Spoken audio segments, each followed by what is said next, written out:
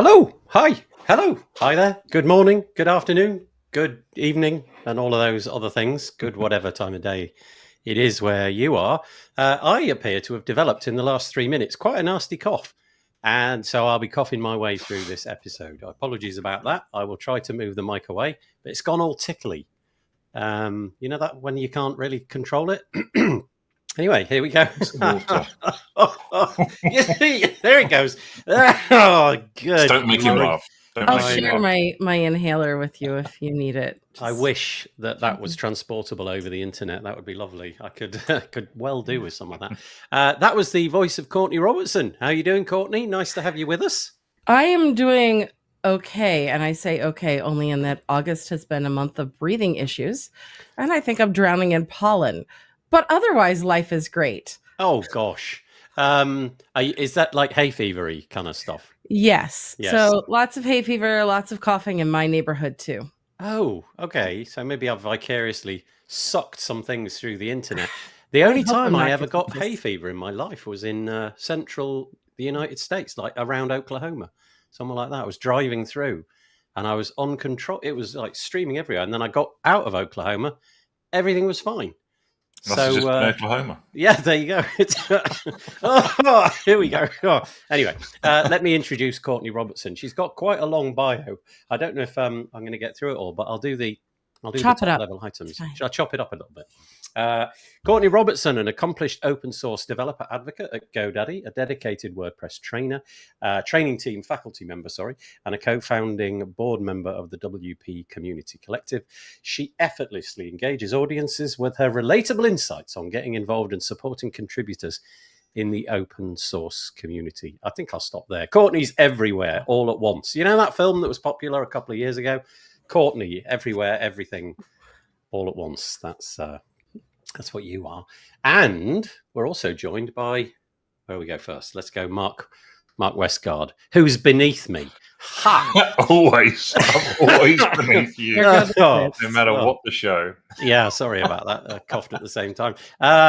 Mark's bio is significantly shorter. It goes like this. Mark is the founder of the WordPress form plugin, WS Form. That's it. That's all I do. That's all I've ever done. No. That's all he does. You got a cough there, Mark? You got a cough? No cough at all. And I've got water as well to prevent that. Lubricating the voice. Well, I'm very glad that you're with us. Thank you so much. We were supposed to be joined by Paul Halfpenny, but Paul Halfpenny has had to suddenly take a break from the show. And as luck would have it, Bob Dunn was hovering on Twitter about an hour ago when I asked if anybody wanted to come, and he immediately popped in and said, "Yeah, I'll do it." And look, all I can say is nice hat, Bob. What's going on there? Where's your normal brimmed hat? Yeah, this one, I needed something for the flight over to Portland, WordCamp US, that didn't have a brim. And this one just popped into my hands, and I tried it on, and it was rather horrifying at first because I thought, God, I look like some other podcaster. But then I figured I'd just suck it up and not worry about it. Okay. I wonder which horrible podcaster who could you mean? I have no idea. Although it does bear a striking similarity to my hat. God forbid that's what you meant. Yeah, these hats are great. Like you say, when you're on a plane, you can just rest, can't you? Because there's no brim going all the way around. So anyway, what that's prompted is I've got a collection of about 20 hats next to me. Most of them are my school's kid hats. Like winter hats and things like that. And so I've made it my mission during the course of this episode to wear every single one of them. And it's going to be hard because it really is genuinely a huge pile. What I'm going to have to do in a minute is plug some headphones in because I suddenly realized I won't be able to, how the heck is this going to work? Look, if I try to get this little chap on, it's just going to have to sit on. I feel ready for sledding with that hat for the audio listeners. Yeah, I feel ready. Like a knit beanie hat with a pom-pom on top. Well, you're going to see that and so much more, Courtney. I bet you can't wait. The words plumbing new depths comes to mind. Anyway, let's see how the show goes. We're off to a great start. Bob's bio, by the way, there's Bob. It's Bob Dunn. Look, there he is. Goes as follows. Bob Dunn is a man with a new hat. which is just like a multitude, which Nathan already had. I wrote that biography. And do you want to give us your biography? What would you say about yourself, Bob? Oh, that pretty much sums it up at this moment in time. So perfect. Look, Courtney's in the spirit. She's gone and got herself a Page. Is that Pagely logo? It is. It's a never worn outside of my house. It goes with today's shirt, which is the Pagely long sleeve hoodie. Okay, honestly, this show's going to be. We're onto a fashion show, Adam. Oh, look! Everybody's got it. Now we've all got one. It's the fashion show. Yeah. Honestly, a few weeks ago, Matt Mullenweg at WordCamp Europe said he wanted WordPress to be more fun.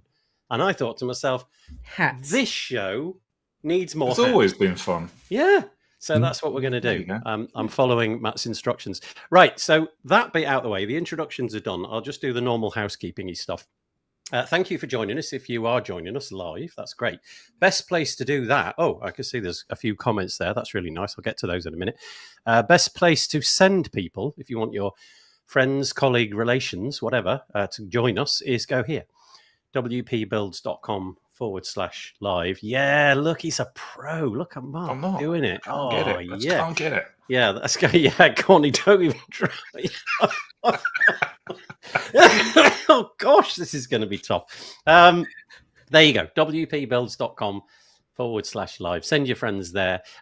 Two options. If you're just using the regular browser, then you can use the comment box on the right. But it's Google Comments. It's YouTube, so you need to be logged into a Google account. But if you don't like Google and you just want to, use anonymous comments, then there's a little black box in the video player. You can click that, and you just type in your name, and it's the comments that come through the actual system itself.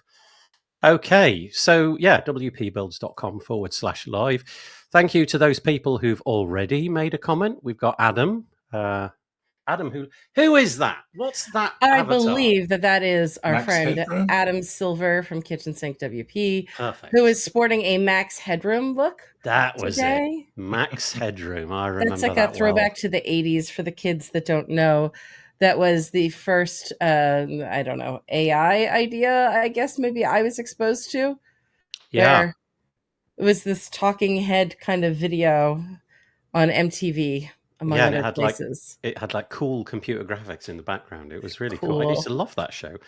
Thank you for joining us, Adam. That's great. He says, indeed it is, Max Headroom. Patricia says, hi. Nice to have you with us, Patricia. Friendly web guy, which I now pretty much remember is Dave Gray, I think. Dave, if it's not you, I apologize, but I think it is. Everyone got AV installed. I like it. Yeah, not me, apparently. I'm on a Mac. I thought that would prevent me from getting anything, but clearly Courtney's virus has got right through it.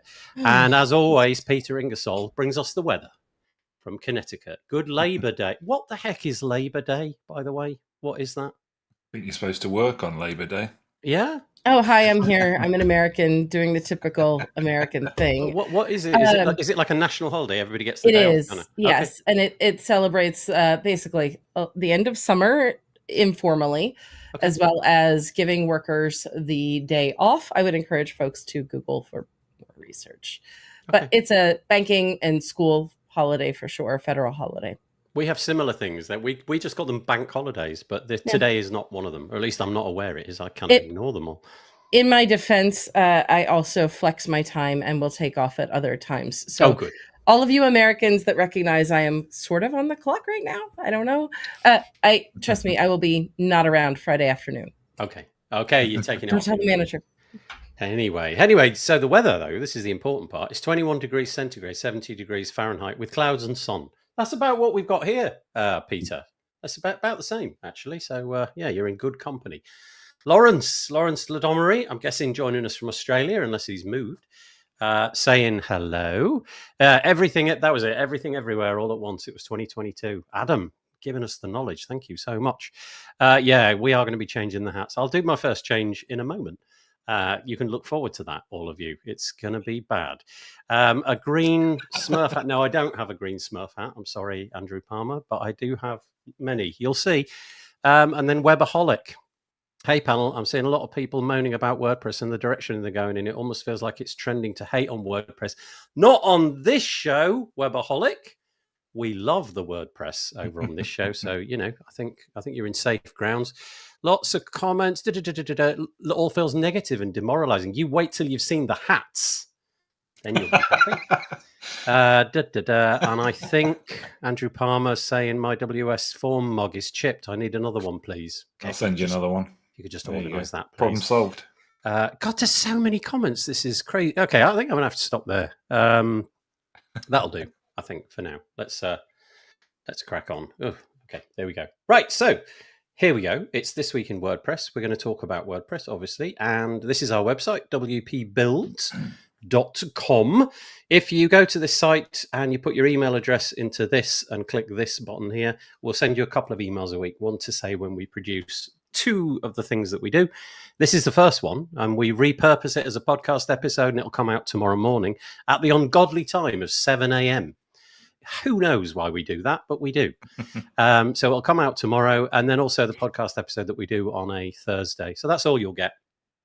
Ramping up towards Black Friday. I might just spam the heck out of it, but I'm not intending to. You never know. But our sponsors, look at these nice companies. GoDaddy Pro. Oh, thank you, Courtney. GoDaddy Pro, keeping the lights on over here. But also Bluehost. Thank you to them. And Omnisend and Memberful. And when we produce the content, we'll spin a proper ad in to tell you a bit more about their products and services. But thank you to those 4 companies. Really appreciate it.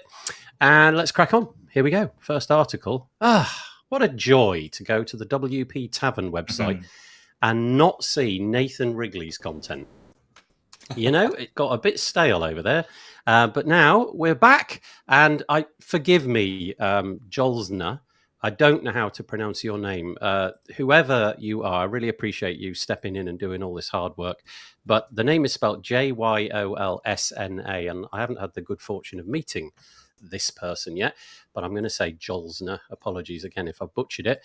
But thanks for the articles, which are now coming thick and fast. We'll show a few of them today.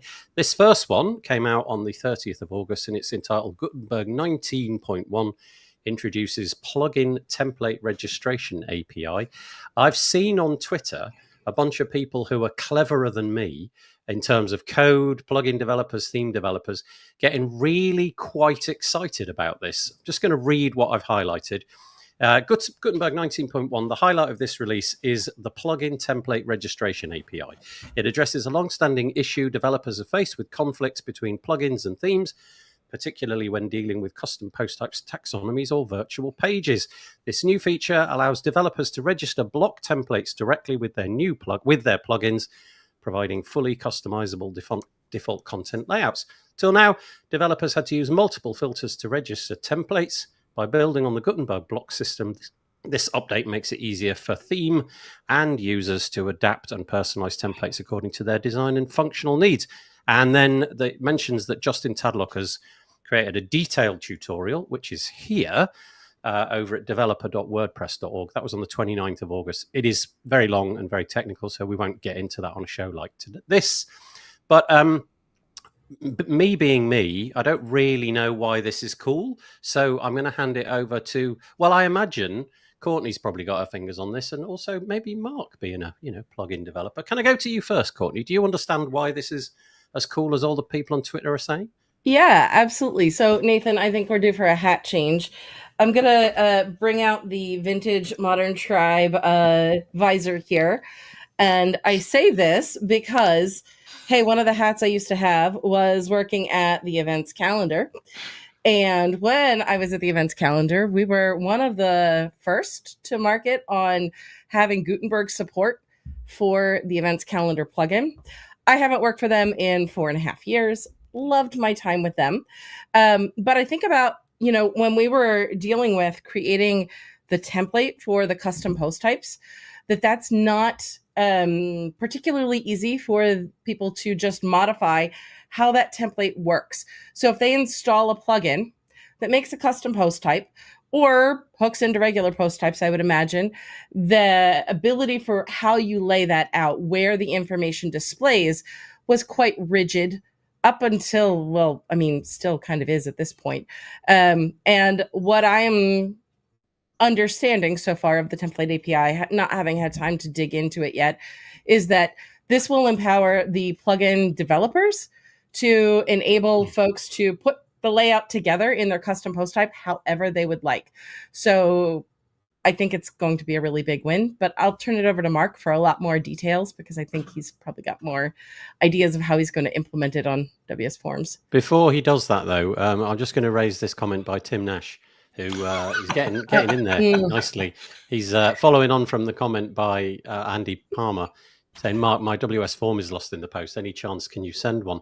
And there's another comment, which I won't raise on the screen, but it's from Nathan Wrigley, and it says, Dear Mark, my $20,000 has been lost in the post. Please can you send me that as well? Anyway, humour over. Elliot Richmond. Yeah, thanks. Just jot that down, please. What have we done? The plugin template registration API, says Elliot Richmond, has been a long time coming. Opens up huge gap for plugin developers. So over to you, Mark. Well, funnily enough, I actually don't use custom post types in my plugin because it's all custom tables, but I still do a bit of web development on the side. I'm working on a website for a company right now. We're actually building them a theme so they can use that theme on multiple websites. So this is going to be really helpful for that because we can register a template for the custom post types that we have registered in that theme. So, for example, we've got a post type called campus, which is all the different campuses that this client has. And at the moment, it's a little bit difficult. You can do it, but you have to use a bunch of filters and stuff to build out the content for those templates for those post types. So now we can just register them using these new functions, which is going to make it a lot easier. But you can also, having a read through Justin's tutorial, one of the other things I didn't realize is you can actually register templates for kind of custom URLs as well, which is nice. So different what are called rewrites in WordPress, you can create a template specifically for those. So it's not just limited to custom post types. So yeah, it's going to make things a lot easier for people. Justin, if you read Justin's tutorial, he's got some good tips in there on how to program it and make it easier to use. Because there's basically a parameter in the function where you can just dump all of the markup for the template, but he's put some suggestions in there about loading the template file in just to make it easier to edit, so that all the code coloring and stuff is working. But great article. But it's not something we want to go through on this show because it's quite involved. Yeah, it's a really long one, but also it's not the kind of code. Yeah, very cool. It doesn't really work on a show like this, but I'll just quickly do a couple of other things before I hand it over to Bob if he's got anything else to say. Just a couple of things here. Other notable changes in this Gutenberg 19.1 are improved data view extensibility, better defaults for the zoom out view, added border support for core blocks, and a couple of other things. Bob, anything to say on this? Oh, you talking to me? Yeah. I'm just distracted by the thing on your head. I can't understand a word anybody's saying. It's an elephant sock. Okay. I went to the local zoo and asked if the elephants had any socks available. Okay. And, yeah. No, I don't have anything else to say, and I'm going to look away. Okay. Well, all I can say is the show is only going to go downhill. You'll have less to say as the time goes on. I don't know. I think this is quite a nice one. It's a nice green number with a little bobble on the top. And frankly, I think it's a good look. I could be an Oasis or something. Yeah. There's a comeback coming. Yeah. Oh boy, it's all the news over in the UK. They've set up Ticketmaster to do this sort of like it's a bit like surge pricing for Uber, and they've set it up, and it's not Ticketmaster offer this functionality to do surge pricing, and Oasis's organizing team have obviously implemented that, and the tickets more or less immediately went from £150 up to like 600, and then in some cases 6,000 people were paying, and so there's been this big backlash, but people are still paying it. So I managed to get 4 tickets. I have no idea how. For the regular price. Yeah, I was up late doing programming as I usually do. That's why I have to support tickets at ridiculous hours. And I thought, well, I'll have a go. And I went to Ticketmaster. And it said you're in a queue, and it said you're 2,000th in line. And I thought that's ridiculous. I'm never going to get to the beginning. of the queue. And then half an hour later, it popped up and said, buy your tickets. And I went, okay, I'll have 4. And it just went through. And I thought everyone was having trouble. I think they were. And then I went back on it, and then it said you're 800,000th in the queue. Wow. So somehow I managed to get in there and got a cheap ticket. I didn't get it. Mark, you could literally, get another house for what you could sell those for, it would seem. Right, I've had enough of this. For a lot of money. Take this nonsense off. Right, there we go. Right. I'll bring you another one in a moment. Okay, thank you for that. It says Nathan's wearing a tea cozy. I have no words. It's not a tea cozy. Dress for Portland. Yes, it's going to be chilly. Courtney has an impressive collection of hats to one side. Yeah, I'm going to bring on. That's a nice hat. I like that one. I'm going to implement this is more like yours, Bob. I feel once I've got this on, it'll look a bit like yours, a bit darker. So let's whack that one quickly. Here we go. There you go. There's barely any difference between me and Bob now. How the band is? We always get hijacked. Now we're on to Oasis. All right, Oasis cast. The band is so popular, it's beyond me, says Andrew Palmer. It is beyond me as well. They reckon, Andrew, it was in the paper today, that they're going to make £400 million off next year's concerts, which is insane. Right, okay, let's move on. Let's talk some more about WordPress, shall we? So this is Anne McCarthy. She's got a website which is called nomad.blog, and she's requesting your help. She wants to enable people to help her test the block bindings API. So there's not really a lot to discuss here. I'll just quickly read through it. The block bindings API was launched in WordPress 6.5, and it has allowed you to bind core blocks to read from different sources without needing to write custom blocks in boilerplate. In WordPress 6.5 and 6, this was all done via code, but for the upcoming 6.7, work is underway to change that to enable a UI, and it's a big change, and so we need people to help. So that's really all I'm raising this for. If you go to nomad.blog, search on the blog. This post was written on the 29th of August 2024. There is a playground button. What a joy. The ability to click that button, and you get a full demo of the whole thing just by clicking that button.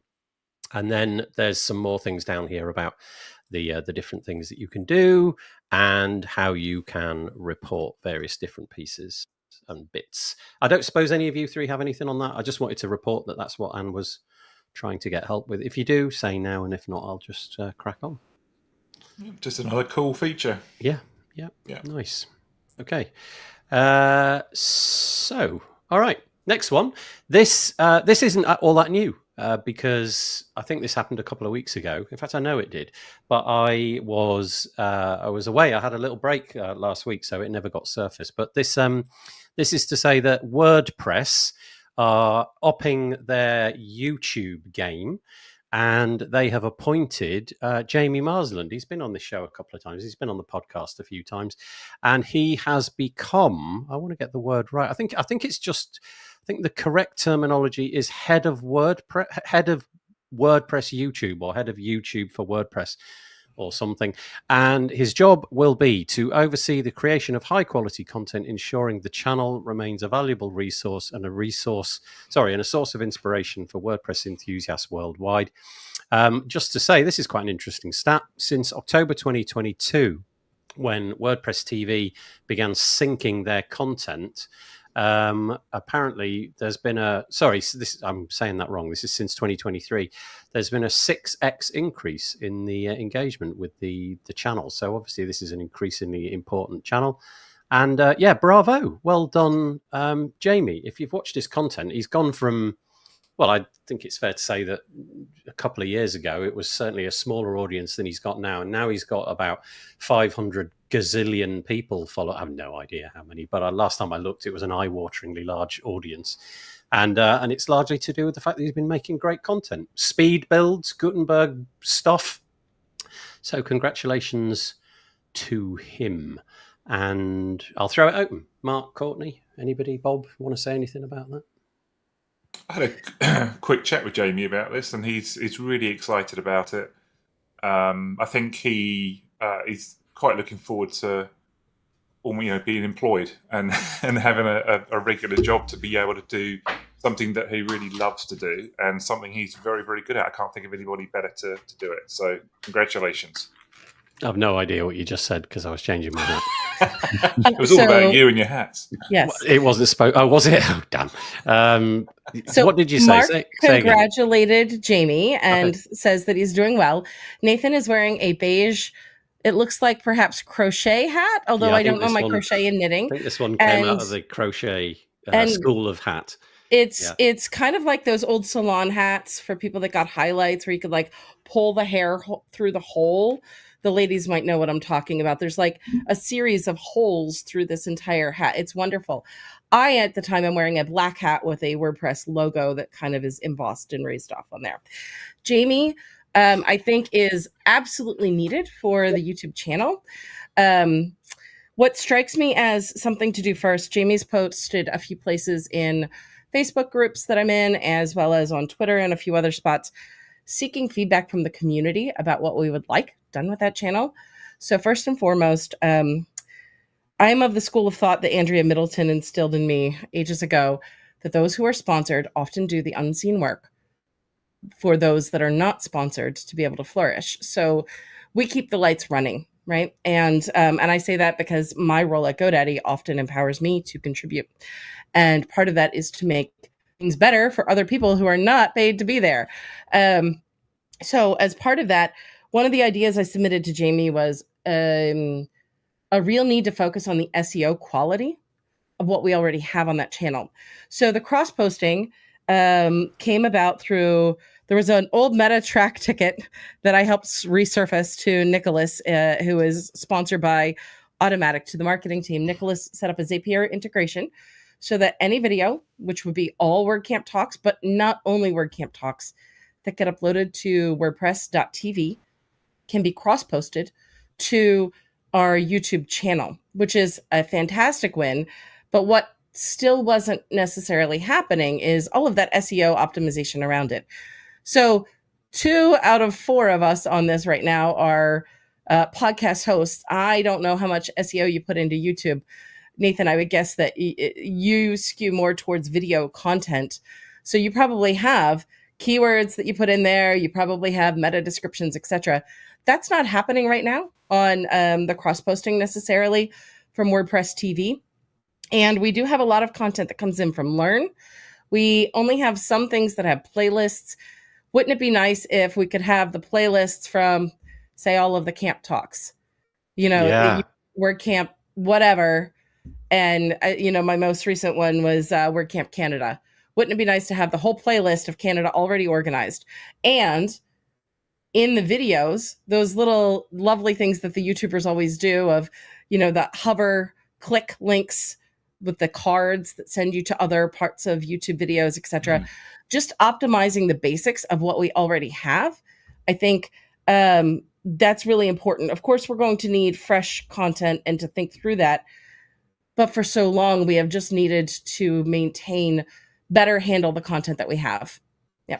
So that's really interesting. So what you're saying there, I just taken that post to mean that he was going to probably be in charge of, creating new content going forwards. And obviously the SEO of that would be really important. Hadn't really thought about the whole back end of things where, it would automatically consume the WordCamp things and, going in and just making sure that content had, like you say, those little cards so that when you pause it, it gives you options to skip and also, the taking care of the existing teams. Yeah.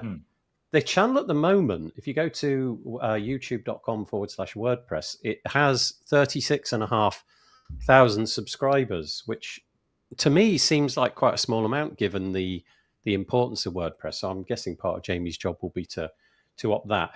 But there's a bunch of content in different languages. There's the track from day 1 and day 2 from WordCamp Europe, but it doesn't appear to be the individual talks as such, although I know you can get those elsewhere.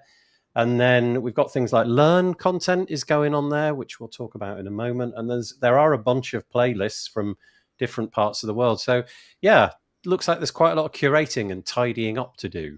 So maybe that's going to be part of the job. Andrew, Bob, anything on Jamie's new appointment? Andrew, did you call me Andrew? Oh, yeah. Yeah. I think I did, because I'm hovering over Andrew Palmer's comment here. Yeah, okay. I apologize. Well, despite your ugly hat there, Yeah. no, I think it's great, Jamie. I mean, he's perfect for the role. I've known Jamie for well over a decade or more. And in fact, I think I was looking, he was actually on episode 20 on our podcast like 5 years ago. Nice. The first one's on. So, no, he perfect fit. And like Courtney said, there's so many moving parts. I mean, to just not creating content, there's so much stuff. And I think if he gets in there and manages this and really gets things rolling. I've had a chat or two with him myself since then, and I'm excited to see where it goes. We're getting they're getting the job title description correct from Elliot. Thank you, Elliot. He says it's head of WordPress YouTube. And Andrew says, this was the comment I was hovering over, now Jamie works directly for Automatic and is seconded to head of WordPress.org YouTube channel. Okay, great. Thank you. And then there's a bunch of other things, including, oh, that's nice. Elliot's going for a coffee with Jamie tomorrow. So that's lovely. So there we go. Gosh, the comments are coming in quicker than I can actually keep up with them. Anyway, there we go. So Jamie is very active, says Daveden, on all the WP socials, and is doing a good job in general. He's really good Jamie, at creating... Jamie will be at WordCamp US as well. Yes. So if you're going, Yeah, he's doing the... I think he's doing the speed build, isn't he? Yeah, again. That's right. That's right. I can't remember who the two people are. Brian and... Is it from... Okay, I'm drawing a blank. I know. Yeah.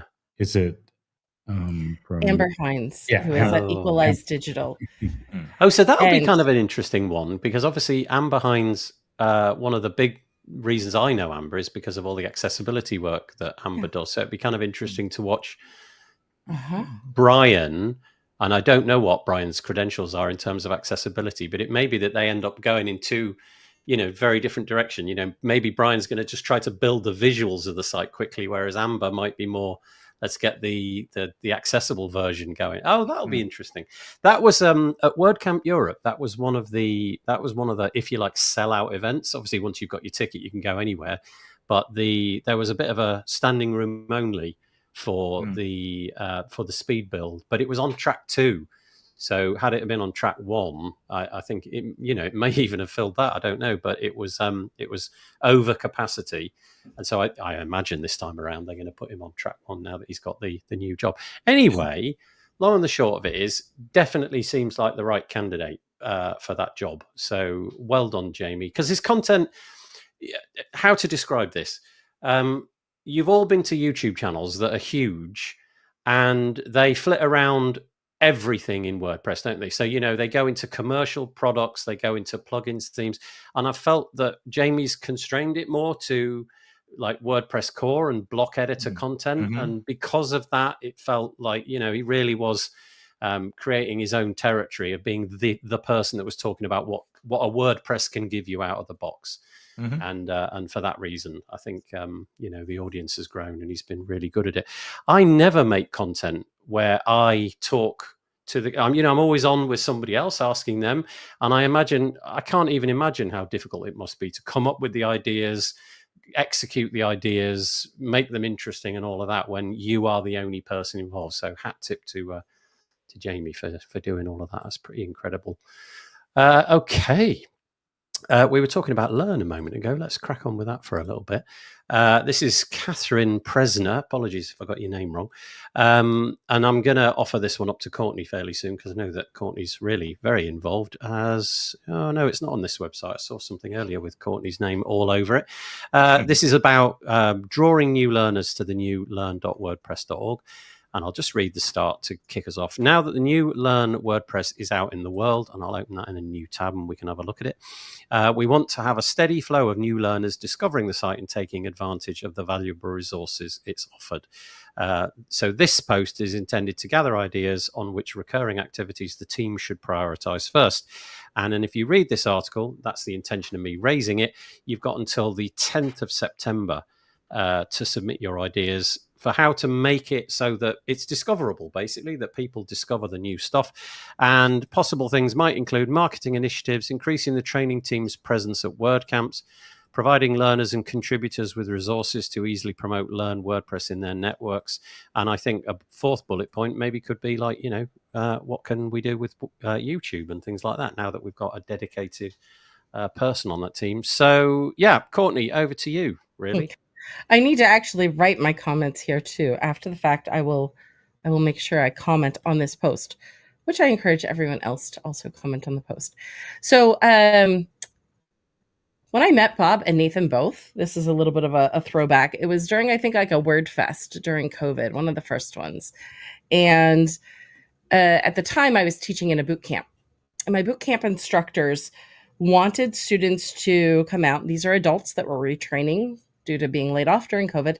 Wanted the students to be able to be, advanced tech support or entry junior dev as a result of the training.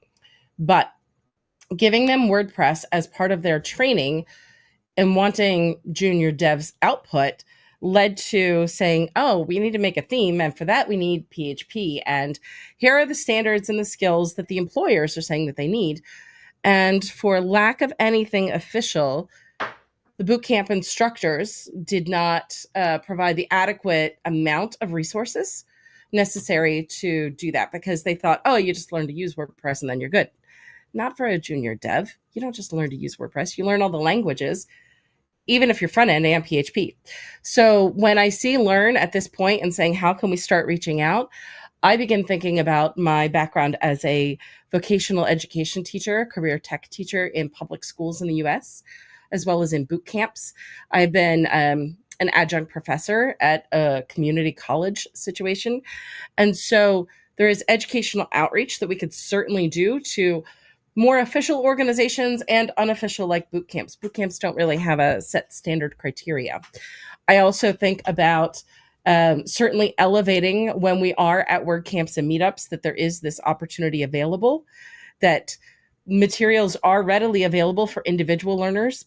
But I also would like to see some additional materials for those who are instructors, and that we really build up that pipeline of reaching out to instructors with skills that will help people power 43% of the internet, we say, and what the job opportunity pipeline from that could look like.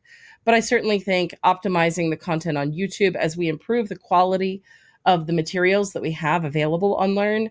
I think tapping into some of the YouTube community around what they are finding with the video play length, etc., is important. The marketing initiatives that are there, we'll get into some marketing discussion that came up recently. I do think that there is marketing that needs to be done. Word of mouth marketing would be the direct outreach to educational institutions, right? That's going after educational influencers. But I think that there could be a lot more done in terms of promoting it for those that would also be direct learners. And I also think that reaching out to our ecosystem and saying, do you need to level up your own staff, your own employees, so that they are progressing in their career? And here is a resource, could be also a good option. I would thank you for that. That was a really in-depth comment. Thank you, Courtney. Whilst you were doing that, I actually just scrolled through the new Learn WordPress, which has got all of these. They're called learning pathways. And the idea really is, in the future, a lot of these are sort of spider diagram to each other, so that if you finish one, you'll be able to begin another, and there'll be, a lot of cross pollination between one. You might finish the user basic one and then want to go into basic plugin development or what have you. Completely free, of course. Well, free at the point of use, obviously not free to create, but looks really credible. I do wonder sometimes if we're shouting into the void. Obviously, the audience for this podcast are already really into WordPress, and that is clearly an audience here, isn't it? Because you've got intermediate users and you've got advanced users, so people who've been using WordPress for years, but also the beginner stuff. I wonder if there's a way of promoting that so that people who are just stumbling across WordPress and getting frustrated by the UI and the ways that they can't figure out how to do things, if that could be promoted, maybe inside the dashboard, dare I say it. Okay, right, over to Mark and Ryan. No, Bob, sorry. I was just thinking the same thing, Nathan, about pushing this more on the dashboard. I've always felt that there's more opportunity in WordPress for like the onboarding process for new users, because you kind of install WordPress and then bang, you're straight into the dashboard. It would kind of be nice if there was an onboarding screen that, depending on your level, you could say, yeah, I'm new to this, take me to the Learn WordPress site and start learning about it. I actually watched some of these videos last night just to familiarize myself with them, and they're really, really well produced. Oh boy, the content's amazing. Really nice visuals. It's not just somebody sitting there with a cursor flashing around on the screen. They've actually done some really nice animations and stuff to support the learning content. So I'm with Courtney on everything that she said. We're in a tough Mark, marketplace, as you say that, it reminds me that in 2014, my coworker Drew Janes led a new user experience group called NUX and UX, New User Experience, that indicated even then about pulling in materials from Learn into the dashboard. And that idea was resurrected again by Andrea Middleton. I want to say around 2020. And for our audio listeners, again, we're switching hats. As I, in my job, I guess we all switch hats a lot.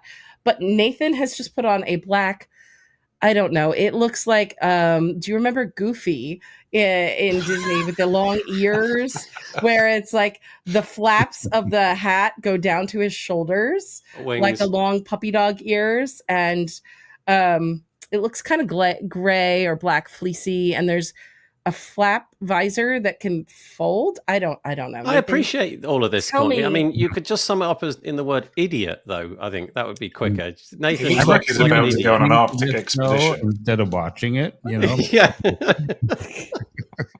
Oh, Courtney's now putting on a sort of beigey grey magnolia, dare I say it, GoDaddy cap, which is quite nice for those listening to this. Okay, so there we go. That's the bits on Learn, unless Bob has anything. No, I totally agree. I had 3 of the team members on the podcast. They were talking more about it. Nick and Laura and Catherine. So it was a good episode. They really dove through it.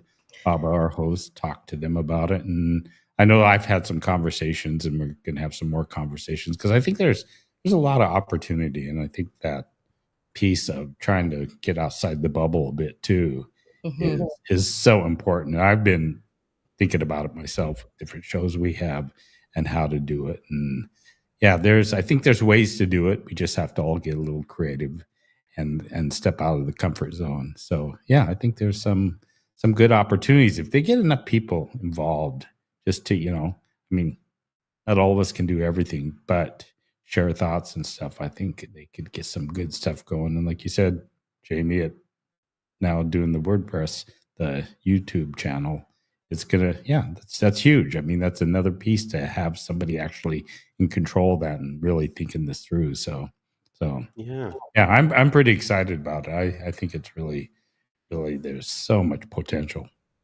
So just to round that off then, if you go to this article, it's on make.wordpress.org. It's called Drawing New Learners to the New Learn.wordpress.org. And if you just scan through that, there's some ideas about, what may happen. But the feedback would be appreciated about a month from now. 8 days from now, a week from now, by the 10th of September, 2024, if you've got any ideas. Because that resource is immense, and it's growing, and it's really professional. And it kind of deserves a lot of attention, I think. Let's see what some of the comments are. So Andrew Palmer's just asking, are there any share like buttons on the site? I'm guessing that there aren't if you're not able to find them and you're thinking that would be a good idea to have. Lawrence is saying there's a ton of marketing that needs to be done. And then interestingly, Peter follows that up with any mention of marketing initiatives in air quotes may result in emotional responses from some of us. We might come to something touching on that a bit later. I can't remember if that's in for later. But Andrew likes the new design. Yep, I'm totally with you. I think it looks really credible and professional and much better than the old one. And then Michelle's joining us. Hi, Michelle. Nice to have you with us. And she's put a hat on as well, which is really nice. Why don't learn simply, do a simple CPT custom post type with all the other learning stuff in them. That would be awesome. Does CPT in that case mean custom post type, or have I missed the? Yeah, I do believe so. Okay, Andrew, I would love to hear a little bit more. Hmm. I don't know if I'm understanding the full question there. No. Okay. So Andrew, reach out to Courtney, or just put a comment in, and I'm sure Courtney will be able to reply to it. All right. So there we go. Lovely new site, and there it is once more. Okay. So this is new. This is WPLDN, which is the WordPress London meetup. Up until now, the WordPress London meetup has been an evening event. It's kind of several hours. It's usually the last Thursday of the month. We had one last Thursday, in fact. And we have a couple of speakers, and it's done in the centre of London, usually, and people know where the event is. But we're sort of stepping out the box a little bit, and we're going to try this idea of a masterclass prior to the event. And so the first iteration of this is going to be with Sir Tim Nash, who is often on this podcast. And if you've heard him on this podcast and listened to any of the content that he's made, he's a WordPress security expert. And this one's going to be entitled Unlock WordPress Security Mastery with Tim Nash. And I'll just read quickly what it says. Connect, learn, and grow with WordPress professionals. Join the WordPress London Meetup Masterclass on October the 31st, 2024, led by Tim Nash, a renowned WordPress security expert. Gain invaluable insights into safeguarding your clients' sites, elevate your agency's security standards, and ensure peace of mind. Secure your spot and become a WordPress security pro. And if you click on this button, you'll be able to find out more details. It's going to be, like it says here, on the 31st. So it is on Halloween, which is kind of perfect for a security presentation, if you ask me. And the idea is to turn up before 11 o'clock. It'll finish at 4. There'll be all the usual, lunch and all of that provided. And it'll be right next to the event location that we've been using so far. Klaviyo, which is the organization that's been sponsoring our venue, they're moving offices, and so they're in this kind of interim period. But the Ibis Hotel is literally next door. It's honestly about 10 feet from the front entrance to the previous place. So if you've been there before, you should know where to go. So if you're interested in that, if you go to wpldn.uk/masterclass, you can sign up. So forgive the somewhat self-promotion, but hopefully some of you will be interested in signing up for that. Anybody want to mention that, or shall I just move on? Okay, I will move on in that case. Right, we're back to the tavern. This is just a quick one. Registrations are open for Accessibility Day, WordPress Accessibility Day 2024. You can see the website here. You can check out the schedule and everything. If memory serves, the schedule is now complete and published, and you can see all of the different bits and pieces that are on. I won't stop on all of the different bits and pieces. But yeah, if you want to get your ticket, you can now do that. Quick hack tip to the people organising it this year. The event is led by 3 from the board of directors. That's Amber Hines, who we were just mentioning, Bet Hannon and Joe Dolson. But there's also been a team of 8 team leads and 19 organisers.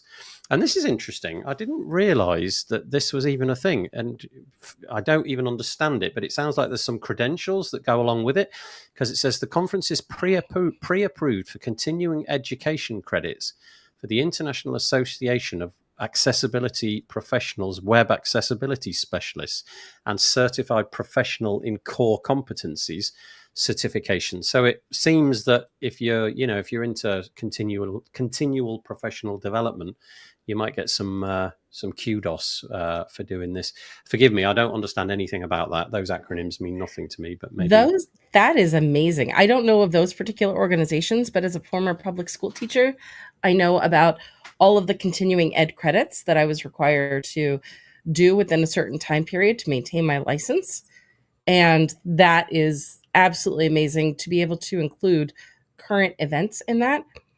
I've often thought, it'd be kind of cool if, our flagship WordCamps could be included perhaps at that kind of a caliber at some point for those that need web development credits. But that's a conversation for another time. Have I'm I really judged? excited though for this. Have I judged that right then, Courtney? Is that basically sort of like an accreditation system where, you might amass a certain amount of points and therefore you can be accredited as let's get this right, an accessibility professional, web accessibility specialist? Or That's right. how I would interpret that. And Okay. it would be akin to my background as a public school teacher is what I would say. Okay. I am not particularly versed in that organization, but as a public school teacher, essentially things worked about the same way.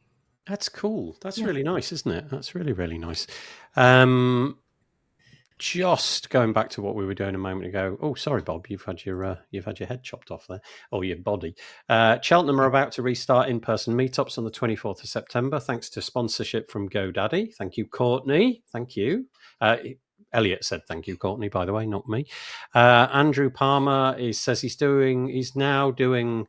I am now doing the talk I did at WPLDN at Tunbridge Wells WordPress meetup on the 6th, just in case anybody's interested. Yeah, I should say the last iteration of WordPress London last Thursday, Andrew Palmer did a talk, and so did Nawak Maciek as well. So that'll be coming to the website, the WPLDN website, as soon as we've got the video all lined up.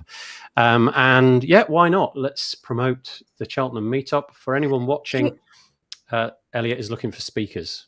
Can I also plug that the WordPress DC meetup group, Washington, DC, just had a meeting this past week.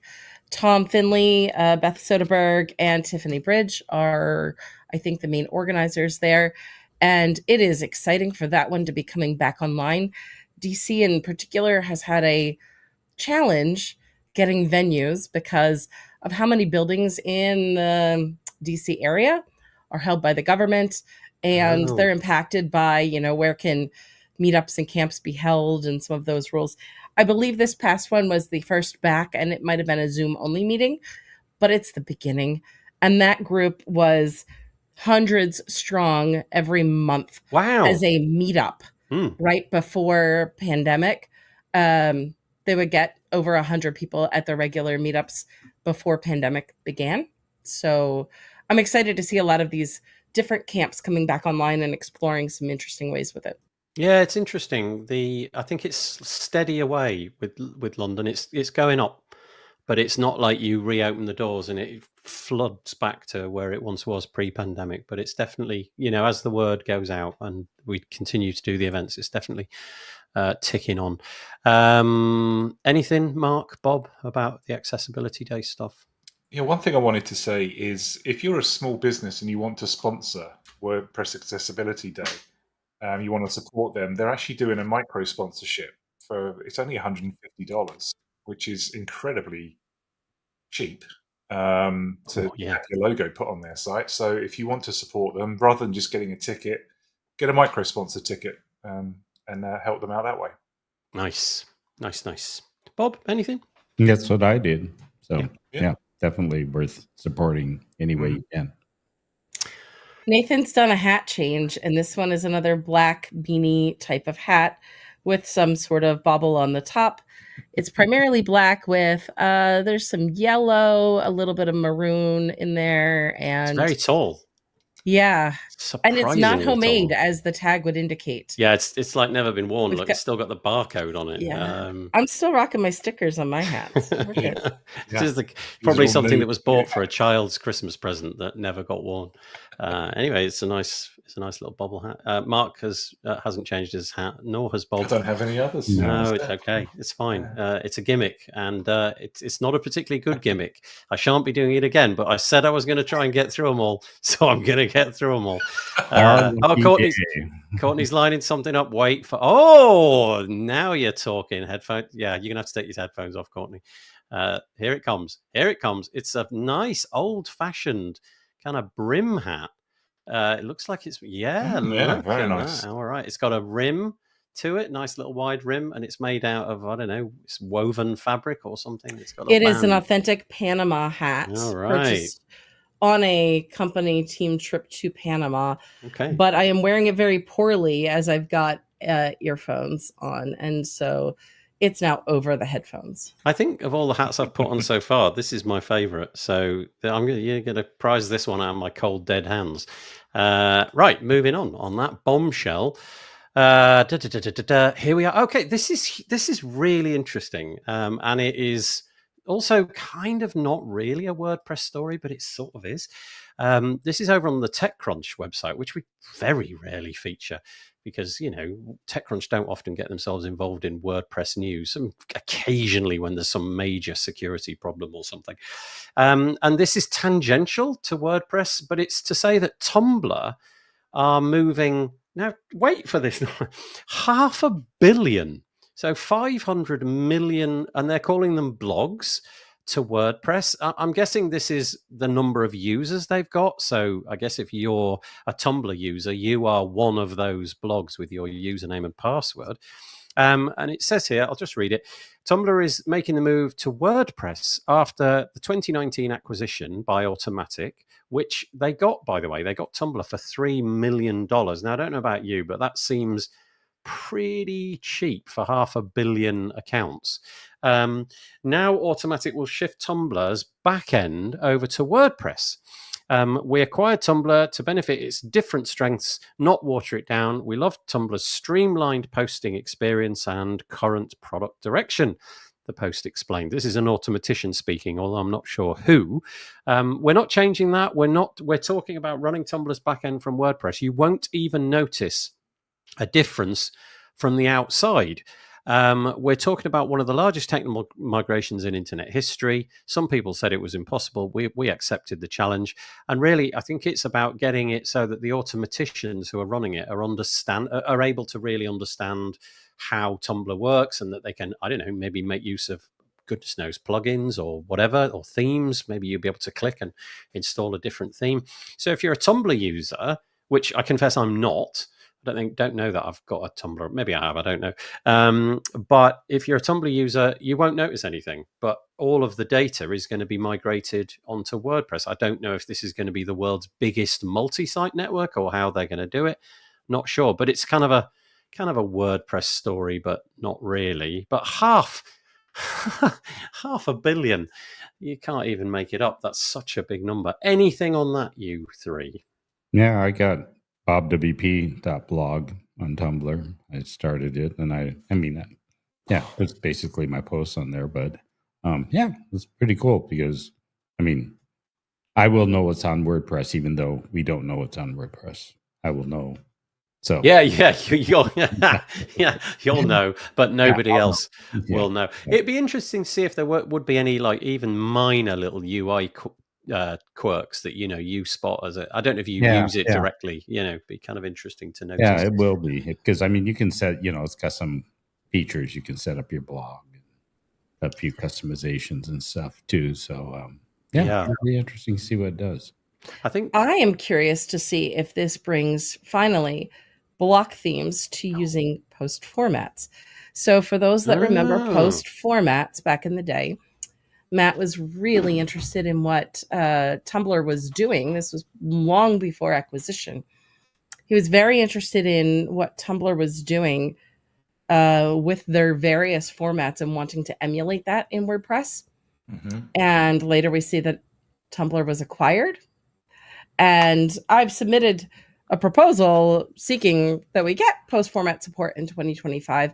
I'm going to, as best as I am able to breathe with my coughing that I've got going on, as well as knowing WordCamp US is coming soon, try to get in there and submit how I have configured 2025 or other default themes to use post formats, and see if others can approve my slightly sloppy code. But I would love to see post formats finally come through. I enjoy them. Given that, the trend with the Fediverse and things, publish on your own site, always own your own content, and then syndicate out.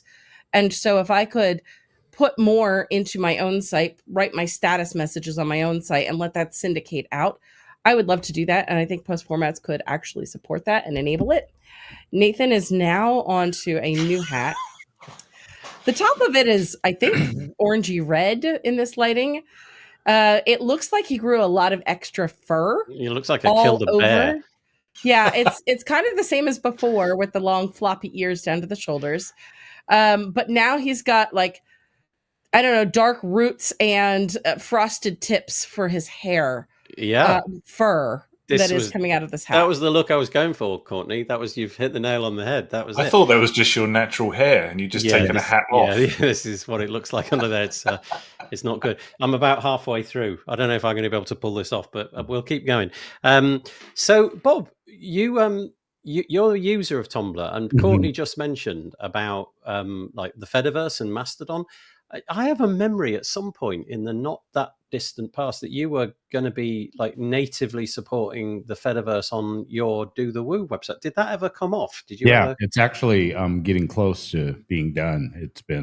I've had, fortunately, with my partnership with WordPress.com, I have a team working on it and somebody very well versed on it. Basically, person that created ActivityPub.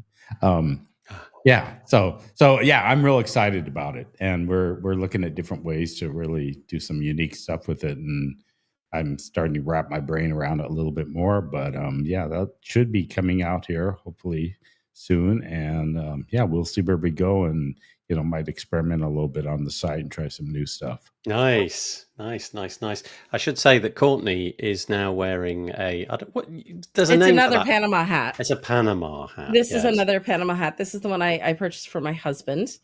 And again, it's sitting over the headphones, so it looks. It's a nice sandy coloured Panama with like a green band going around the middle, and this is something I would be very happy to see Bob wearing.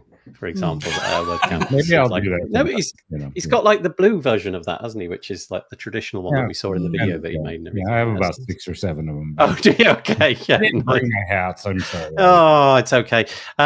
Here we go. Let's talk about the Tumblr stuff. So Adam says the exact amount paid by Automatic was never disclosed, but it was widely reported to be 3 million. Okay, so we don't know. But Adam, oh my gosh, wow. The valuation is significantly lower than the 1.1 billion that Yahoo paid for it earlier. It did really feel at the time like Automatic had picked up something that was right in their wheelhouse, but also something that was really cheap. But it doesn't feel like they've managed to make it work. It's not like everybody's now talking about Tumblr, to be honest. Reflecting the challenges Tumblr faced in maintaining its user base and monetization strategies under previous ownership. Okay. And then Tumblr currently loses Automatic $30 million a year. Yeah, okay, that's an interesting point. So the data and keeping it all the lights on, that's a lot of money, isn't it? So maybe moving it over to something that they're more familiar with, i.e. WordPress, will be a little bit cheaper. I think that's what this is all about, is bringing this more into the Automatic realm, because if it's running on WordPress, they're going to be able to maintain it much more easily than they probably can now. It's probably a lot of old code in there. Oh, yeah. But I know they've been working towards, just generally making it more profitable. I know they've got the subscription system on Tumblr, which has started to make them an income. There are a bunch of layoffs and changes to people's role. I think it was at the end of 2022, I believe. So it's been an ongoing process for them to really bring Tumblr into their own domain. What's the subscription model? Is it like a paywall for your own content? Yeah, you pay for. You pay for. I'm trying to think. There's like I don't know if it's like a pro version. Okay. Yeah, there's an annual or a monthly subscription, I think. Yeah, it removes the ads. You can buy little add-on things to get more. Yeah. It's like buying check marks, except you're paying it to them instead of and it's not anybody can get them. It's not. Yeah, it really does look a lot like Twitter these days, doesn't it? The way that the UI is set out and everything, but or X, I should say.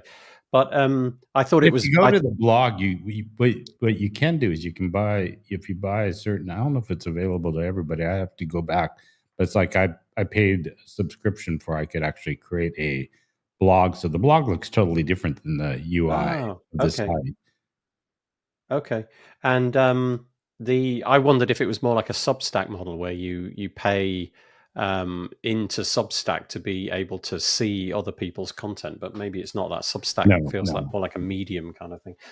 Anyway, $3 million spent. Obviously, it's losing them if that figure that we've been given there is correct, $30 million. So maybe, as Mark said, this is a cost saving opportunity. And Lawrence, quite right. It's a great opportunity to push the powered by WordPress type of message. Yeah, I'm guessing it's got a user base that are still, using it and going for it and what have you. So I presume from the front end it's going to look the same, but I'm imagining the admin's going to change for Tumblr users, right? So they would... Well, if I go back to the article and if I can find the little bit, what did it say? It says here, and I'll just read it. I won't put it back on the screen. We're talking about running Tumblr's back end on WordPress. You won't even notice a difference from the outside. So I don't know what that means. From the outside. So, does that mean? The inside might change. That's quite a thing to put on your users, though, isn't it? If you've got 500 million users and you suddenly basically say to them, "Here's the block editor," as opposed to let's just keep everything the way it was. Well, we'll wait and see. Let's find out. But half a billion is no minor feat. So good luck, automaticians who were involved in that. Hope it goes smoothly. Goes without saying.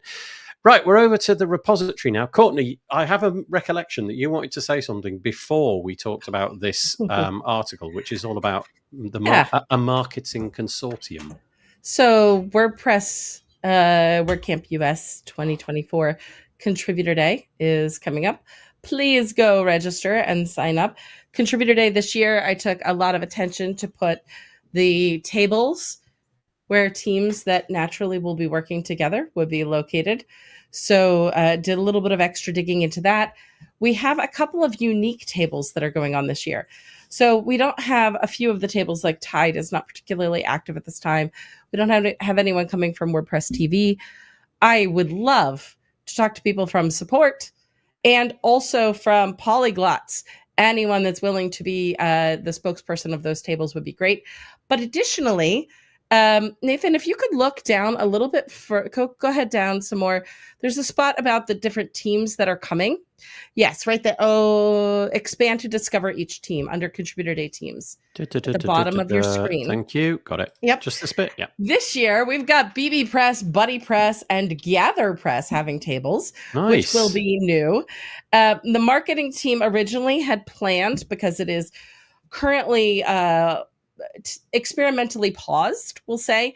The marketing team was planning on working on the WordPress showcase, but in light of the next story, there will be a meeting around 2 p.m. to discuss some of the ideas that came out of this next story. And I'll just kind of set it up for there. Okay. So 2 p.m. if you're interested in working on marketing consortium things. Can you just reiterate 2 p.m. which time zone and what date? Sorry. 2 p.m. during Contributor Day at WordCamp US. Pacific time, I guess, yes. On the Local Contributor Day. Thank you so much. Yeah, okay. Yep. And I can't remember which day it is, the Contributor Day. Is it a pre or a post? I can't remember. It will be up Tuesday. First. Thank you, Bob. Yes, it will be up first. I believe, so in my head, I want to say that this is the 17th. Okay. Is the very day of the event, and I am lead organizer. So wish me luck. Give me cough drops and coffee. And hats. Make sure you've got many hats. I do. Because you literally will be wearing many hats in the figurative sense of the word. Oh, thank you for organizing that. That's amazing. The Gather Press one has got me interested, especially from taking on some of the responsibilities for the WordPress London meetup. That'd be an interesting one to sit down on. I'm just trying to find it. There it is. Yeah. Gather Press that day that they're hoping to connect with the Meta team. Gather Press is aiming to hopefully replace Meetup. Yep. And right now what they need to do is get a few more details in line so that they can have a test version of GatherPress running on the WordPress.org sites. Patricia T, your tables around Buddy Press, BB Press, and GatherPress are all near each other and close to Meta. Okay. Thank you so much. Okay, so that was Courtney. And by the way, I should say, I'm looking at the WordCamp US. If you just Google WordCamp US 2024, you'll get here. And then I used the menu. No, I didn't. I went to About and then Contributor Day. That was the menu that I did to get to here. And you can see all of the Please sign up. We've got lots of space, but we also want to make sure that everyone that comes has food. And also with the signups, that will just help us better get a head count on how many seats to put out, tables, etc. We've got space, but still, it helps to have head count. If people, so let's imagine that you're undersubscribed and people just show up. will they be accommodated? I can't remember where. I think it was in Athens, or it might have been Porto, where many, many, many more people than had subscribed for that day showed up, and everybody was asked to sort of basically have half as much lunch as they might otherwise do. Is it okay if people do show up? Then we're not going to be turning them away, right? Up to the point of the fire marshal has a code. Right. Okay. There's like a capacity limit. Okay. So we don't intend to turn folks away, but we would like to be good stewards with the budget and also adhere to what the fire marshals say about how many bodies in the room. Okay. Yeah, that's great. And then Nomad Skateboarding. Oh, thank you. It's just put a love heart, I'm guessing, in conjunction Mark with Andrew. It's been some time. Hello. Yeah, that's great. Patricia, of course, heavily involved in GatherPress. She says that there's an update about GatherPress coming on the community site soon, she says. So keep your eyes peeled. It's a really interesting project if you're an event organizer using Meetup that doesn't want to use Meetup. Okay, so this was the article in question then. So this is Ray from the repository, and she has written a piece called "Is a Marketing Consortium the Solution for WordPress's Stagnating Market Share?" Let's not get into the whole stagnating market share thing, but let's just imagine that's a thing. Let's just say that's a thing. It's sort of climbing up to 59% or anything like that.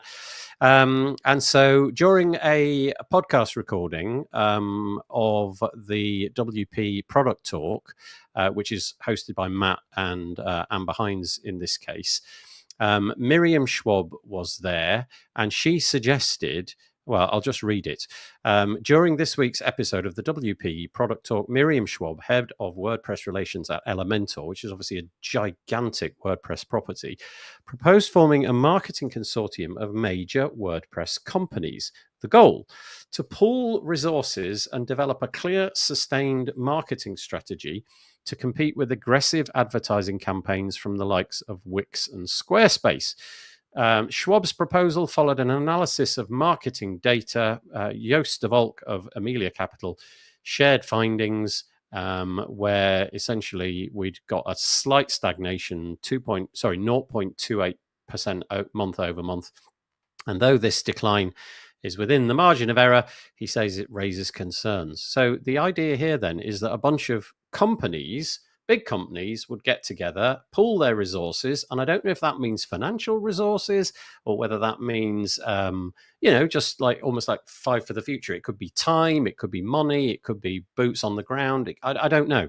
And it's an interesting idea. I guess the concerns that some people might have is that if we have marketing led by some of the big companies, how does that get skewed in favor of the big companies? Because we all know what that looks like. And so there's the proposal. Courtney, I'm going to throw it out at you first because you had the you had the intuitions around the link thing. Oh, you're going for another hat. Here she comes. No. Oh. So I don't know if I can't really do this. So I've got two here. I've got, GoDaddy or Pagely. GoDaddy is Pagely. Pagely is GoDaddy, and WordPress, right? So I've got two hats. That was nicely done. Where to answer this one? Marketing. It was very clear on that episode that the product owners feel that we need to be marketing WordPress, and also shared some of their concerns or ways in which they felt stifled, including mentions of the trademark and a few other things. So it becomes a challenge to say, here is my take on, and I'll pick on Mark maybe as an example, as a product owner, form plugin company. How does that help market WordPress? Also, from a contributor perspective, WordPress hat, we have everybody that's like, I know how to do this in marketing or that in marketing. And marketing is vast. And so we've got people that are like, I could write good content posts. I could do social media. I should be marketing. And yes, but I would really like to tease out or hear out further the ideas that Miriam has around a consortium and what so I never want to deny somebody the ability to contribute if they have the skills and capacity to do so. However, not everybody that contributes should be a core committer. Not everybody that contributes should have the keys to all the things that the meta team, our DevOps folks, do, right? And so there is a little bit of gatekeeping that goes on, because we don't want just anyone shipping all the code. We don't want 43% of the web suddenly crumpling. Marketing takes quite a lot of ideas. And I think in the past, we may have had some really good ideas, but for many voices, many opinions, things have not progressed. And we're seeing that that is a significant impact that we must address. And how we go about addressing that while making space for contributors of all levels. If we want the ecosystem that depends upon WordPress to participate in the marketing of WordPress, we need to hear out what those ideas are. And I think by having not a multitude, but an audience of select voices in that conversation, that would help my employer. That would help smaller plugin themed company owners know what I think that having what are the needs at these different tiers, different levels, and being able to come forward and say to our project leadership, here is the request, here is what we're proposing, here are the obstacles we have had in the past, and here's how we can get over those obstacles. I feel like that is absolutely vital and essential. I also think that doing so in a way that is mindful for any contributor, come what may, that is good at some niche part of marketing is also important to do. We don't want to belittle contributions where they come. We need to make space for those, but do so in a sincere way. Andrew Palmer seems to love what you're saying, Courtney. He just said, how wise is Courtney? I'm guessing that's a rhetorical question, not an actual question. He's got a lot of other comments as well, but we'll first go to Lawrence, who says the project should dedicate 10 to 15% of resources to marketing, like all companies do. I mean, how, though, I guess is the question, isn't it? And then Andrew's got quite a few comments. He says, Amber's comments align with mine. Amber. Where are the comments from Amber? Amber Hines was part of that episode. Oh, okay. I confess I didn't catch on to what Amber had said. Okay. Schwab also shared that no one can use the WordPress name or logo. That's what you said, Courtney, to advertise these products. That's for WordPress. That makes it difficult. If Amber's and my suggestions are taken up, the little guys will be looked after too. We just have to support WordPress funding, and that is why Fund WP was set up with Dave Gray and I. Yeah, actually, that's interesting. So go and Google. I'm guessing it's been scooped up by Google by now. Go and check out Fund WP, which is a project launched by Andrew Palmer and Dave Gray. And yeah, you can see what Andrew's intuitions are there, and it is a kind of, well, it's not Five for the Future, but it's akin to that. You know, everybody contributes a bit and the whole system works. And then Tim Nash, who we mentioned earlier, he says, the rivals all target specific niches. WordPress is powerful in parts because everyone can do and sometimes shouldn't do everything. How do you market to everyone successfully? It seems we spend so much time chasing others and worrying about our place in the web. Then why are we doing it? Yeah. Okay. Bob, Mark, over to you if you've got anything about this marketing consortium. I'll go ahead real quick. I think that, like anything that's happened lately in WordPress,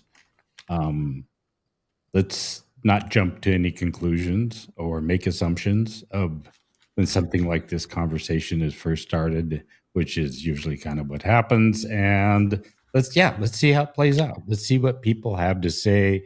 Let's not go in and just make an assumption that this is going to happen this way, because I think there's going to be a lot of talk. And I think just, get involved, sit back, listen, and see where it goes.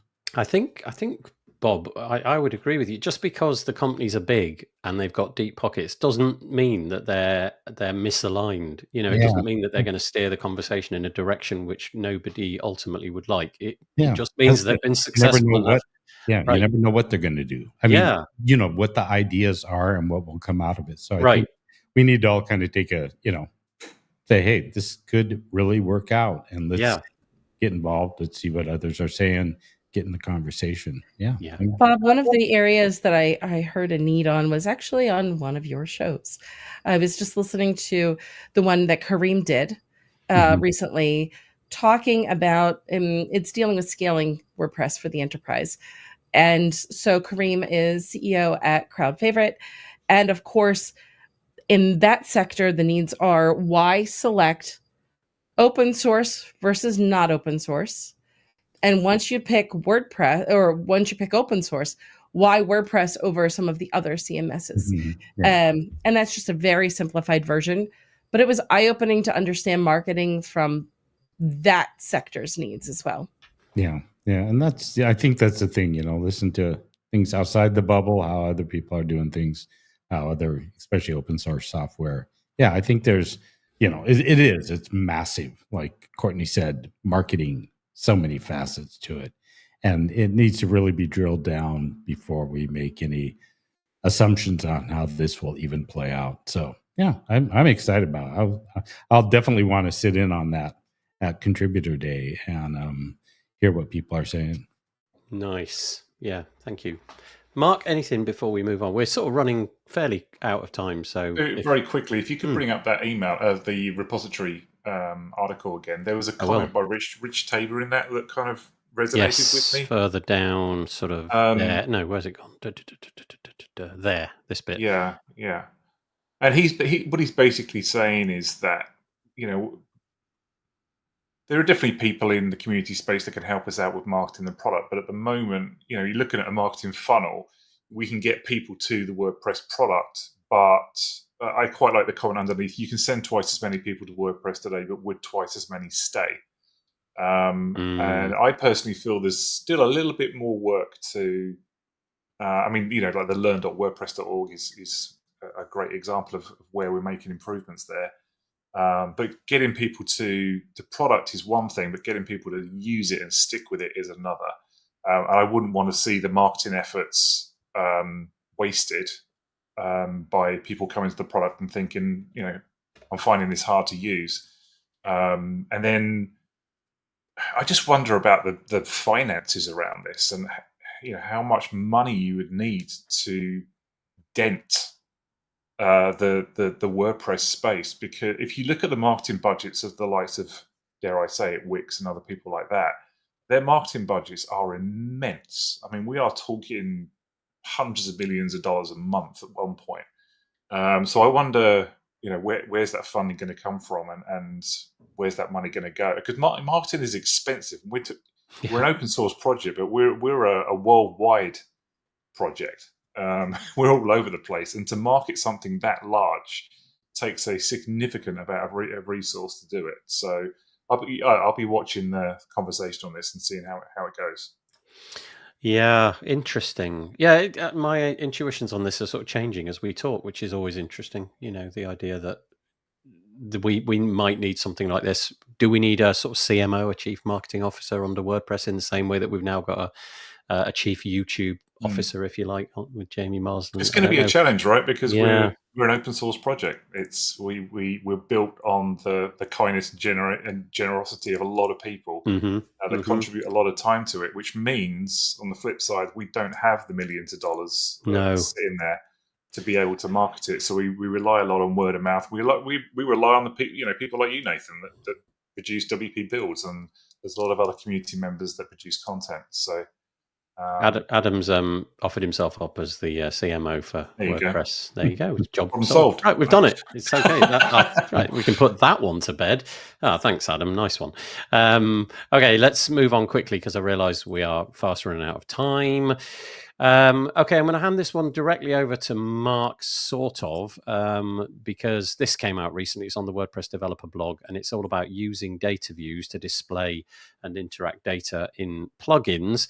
And I was just going to raise this article, and then kindly Mark interacted with our show notes for this show, and he mentioned this data kit, which is at datakit.org, a project by, did you say it was Zach Katz from Gravity View? Katz, yeah.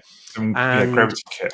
Yeah, and then I'll also just quickly post what you have also done I guess off the back of DataKit and data views. What's all this about? What's going on, Mark? So data views is a component in WordPress that basically lets you build different types of views, like a table view or like there's a grid view.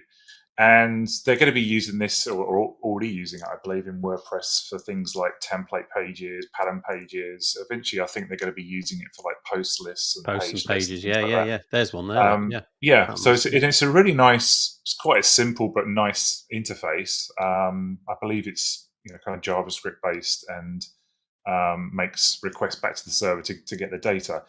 So that's been around for I think almost if not more than a year. So it's been sitting there being developed. And you saw in the latest release of Gutenberg, they've got some more improvements coming with that. Yep. And then, so Zach Katz has his team at GravityKit have developed DataKit, which sits on top of DataView basically and enables you to build views very, very easily.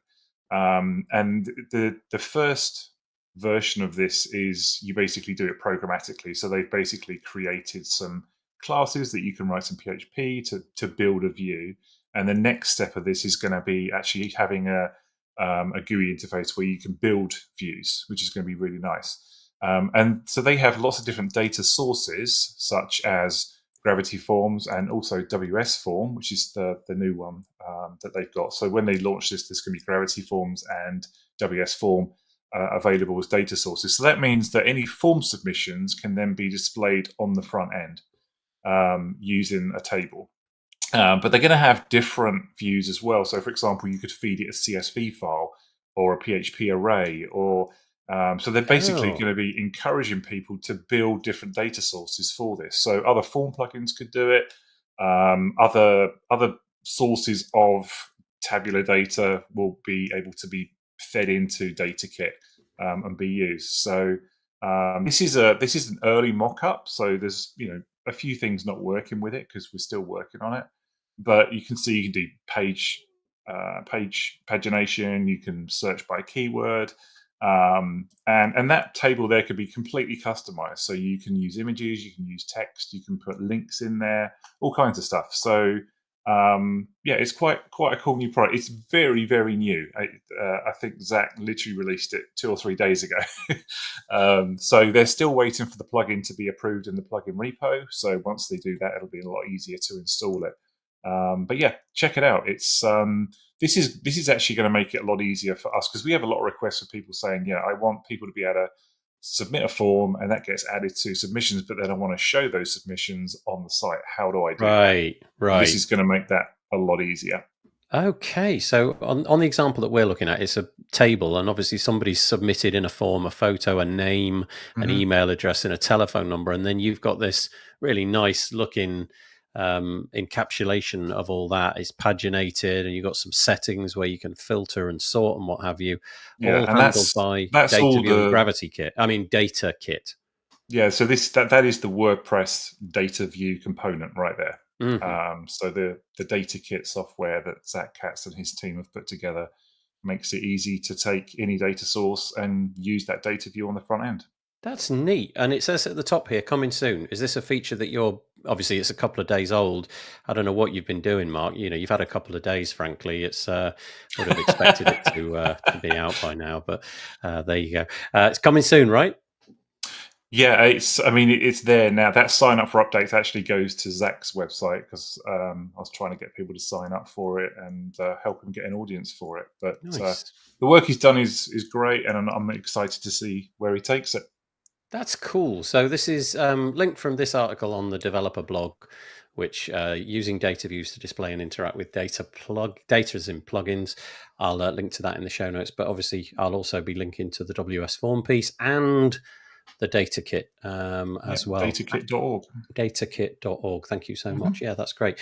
I won't dwell on this because we really are out of time, but just to say, if you've got WPML, which is a translation multilingual plugin on your website, and you don't update sites regularly, please do update that, because there was a remote code execution with a CVS score of 9.9, which is pretty critical. In fact, it's marked as critical, so just make sure you check that out. What else is there to say apart from the Onion? Now, this great, I don't know if you follow the Onion. I love this website. It's just like, it's habitual reading for me. They've moved to WordPress, and this title is so great. It says "Nation Wary of Suddenly Usable Website," which I just thought was a fabulous encapsulation of the whole thing. There was a couple of other bits, but I don't think we're going to have time to get into those, to be honest. So we'll just say, as we do in the UK, we'll knock it on the head there, if that's all right. I'm now sporting a beret.